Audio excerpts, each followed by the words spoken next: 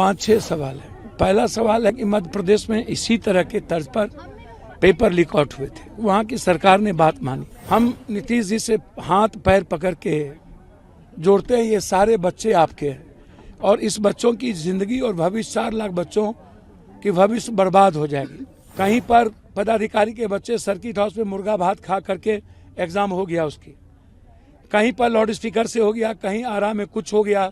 Coaching में जो practice है वही क्वेश्चन आता है। तो ये कौन लोग हैं, इसमें कौन कौन लोग इन्वॉल्व हैं? 4 सिस्टम, सरकार का सिस्टम, बीपीएससी, माफिया और कोचिंग। इस चारों की इंक्वायरी हाईकोर्ट जज से आप क्यों नहीं कराना चाहते? 90 के पहले से लेके आज तक एक ही जिला 80% इन्वॉल्व क्यों है पेपर लीक में? नालंदा। एग्जामिनेशन पूर्णतः कैंसिल बिहार की होनी चाहिए। बच्चों की भावनाओं का आदर हो, कोचिंग की इंक्वायरी हो। 5-6 सवाल है। पहला सवाल है कि मध्य प्रदेश में इसी तरह के तर्ज पर पेपर लीक आउट हुए थे, वहाँ की सरकार ने बात मानी।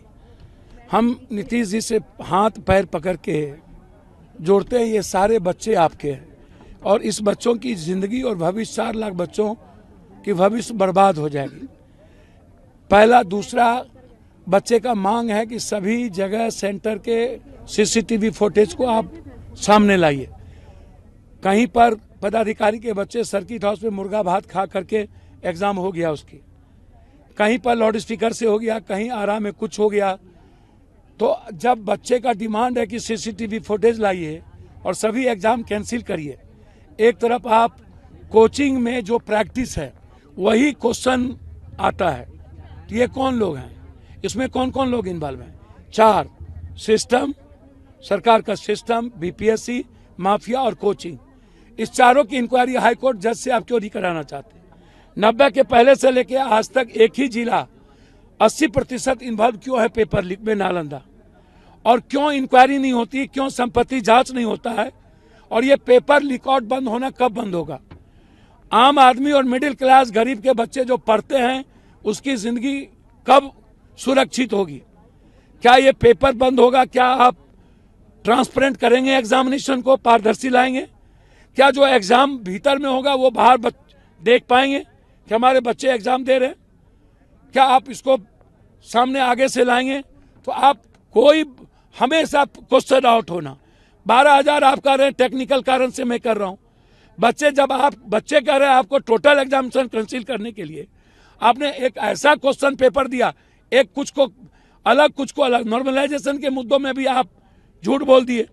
एक पेपर अलग कर दिया, दूसरा पेपर फिर क्वेश्चन दूसरा दे दिया। तो आपने उसमें भी आपने बच्चों को ठग ली।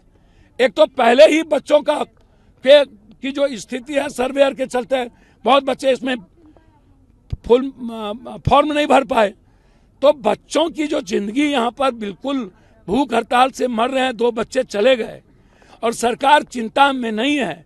1000 करोड़ की प्रैक्टिस में ऊपर से नीचे बंदर बांट है और आप यदि यथावत क्वेश्चन को फिर से छोड़ दिए तो कौन प्रभावित होगा?